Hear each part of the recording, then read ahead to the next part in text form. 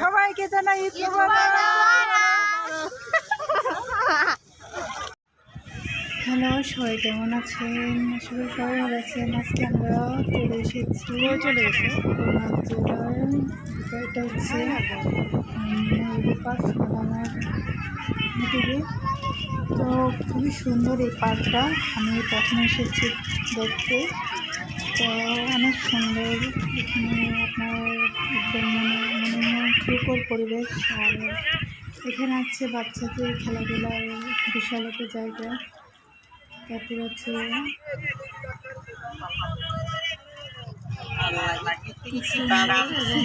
এখানে আপনার এবং খাওয়া দাওয়া সব কিছুর একটা পরিবেশ, সব খুবই সুন্দর পরিবেশটা। আমার কাছে অনেক ভালো লাগছে জায়গাটায়।